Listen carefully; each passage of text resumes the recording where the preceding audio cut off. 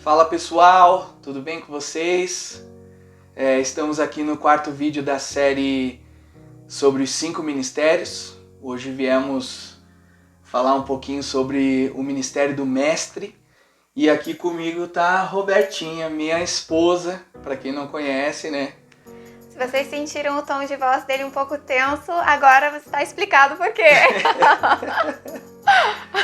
Se você não assistiu, gente, os nossos outros vídeos, corre lá, assiste, acompanha o conteúdo que com certeza vai abençoar muito a tua vida. Amém. Beleza?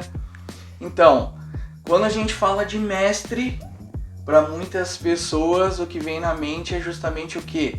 Aquele chefe das artes marciais, né? Com uma faixa preta, um kimono, o líder dos monges, né?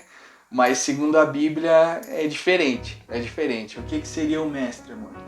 Então, além do que o Diego comentou aqui, geralmente quando a gente ouve essa expressão falar do mestre, tanto vem na nossa mente a questão de alguma luta, algo nesse sentido, ou também algo com um nível de conhecimento super elevado, alguém que precisou fazer faculdade, doutorado, pós-graduação. Acho que eu estou errada aí nessa linha, mas até chegar ao mestre, que é o nível alto. Até como um ponto de engrandecer a pessoa, porque estudou, porque se dedicou para aquilo, não desmerecendo a questão do mestre na Bíblia, mas é diferente. Porque quando a Bíblia nos fala do mestre, que é um dos ministérios, o mestre na Bíblia ele tem a função quase como de tirar um véu. Eu ouvi essa expressão, tirar um véu daquilo que está encoberto.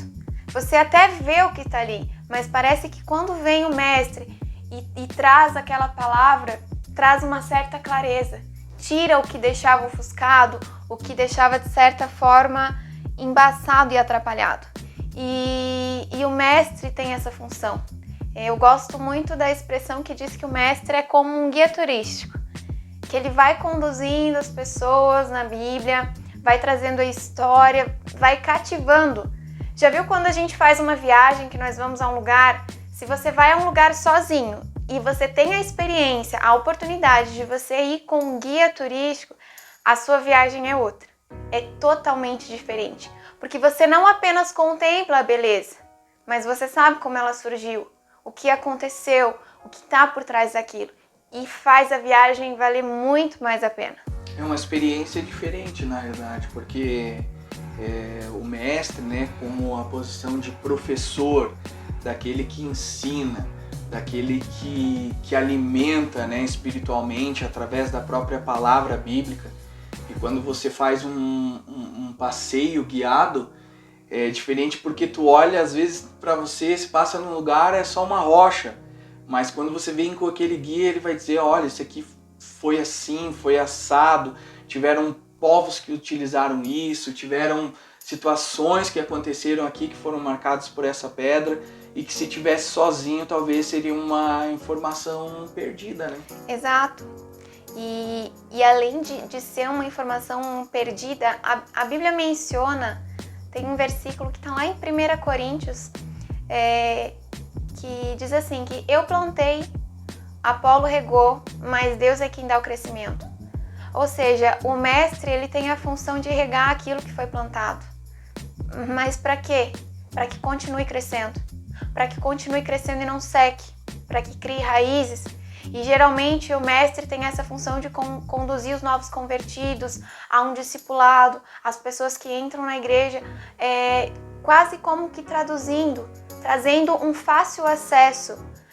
O mestre tem esse prazer nas escrituras, tem essa paixão pela palavra de Deus e gosta e tem o desejo de que as pessoas também possam desfrutar desse prazer, traduzindo e tornando mais simples de certa forma o evangelho. Então essa é a função do mestre, de continuar regando, para que as pessoas cresçam, continuem crescendo por si mesmas. Provavelmente você já observou que tem pessoas que falam e não conseguem explicar uma determinada coisa. Sim. E existem outras pessoas que elas, de uma forma muito simples, elas te fazem entender uma coisa talvez bem complexa. Então esse é o dom do mestre, ele consegue trazer o ensino, o conhecimento, a sabedoria sobre nós de uma forma muito mais fácil e simples, né? De uma forma simplificada. E como que você descobriu que o teu ministério, que o teu dom era de mestre? Então, na verdade, quando eu nasci, eu já... Brincadeira, pessoal. Na verdade, eu tenho 28 anos e, pasmem, foi ano retrasado, mais ou menos, que eu tive a consciência e a convicção do meu ministério, de quem eu sou em Cristo. E isso é muito importante, porque muitas vezes a gente sofre na vida orando, muitas vezes aquela crise existencial, querendo saber quem somos, até o momento em que nós temos a convicção e sabemos quem somos em Cristo. E eu sempre fui uma pessoa, às vezes até taxada assim um pouquinho no meio das crianças como chata, porque eu sempre queria saber algo a mais, saber o porquê, e tudo que falavam, tudo que se remetia, até mesmo na minha adolescência, não, porque a Bíblia tá assim, não, porque se tá na Bíblia, não, se não tá na Bíblia, então vamos desconsiderar. Eu sempre me preocupei com o que a palavra de Deus dizia, sabe? O pai e a mãe ensinando a honrar, a não desobedecer os pais. Mas eu confesso que na minha adolescência eu pensava muito mais do que a Bíblia dizia do que na sentada que eu ia receber depois, que eu já recebi algumas. Mas eu sempre me preocupei muito com o que a palavra de Deus dizia. E nos últimos anos, antes de eu descobrir, eu comecei a orar e pedir para Deus me ajudar a ter a convicção e a ter a clareza de qual era o meu ministério e de quem eu realmente era em Cristo, de como eu poderia usar o meu ministério para servir as pessoas, para servir a obra. E eu me lembro que eu estava um dia na igreja, nós teríamos uma oração, e eu estava sentada ali no banco, estávamos esperando alguns minutos para começar a nossa oração, e chegou uma irmã, e ela veio direto para mim, e ela me trouxe um dicionário bíblico.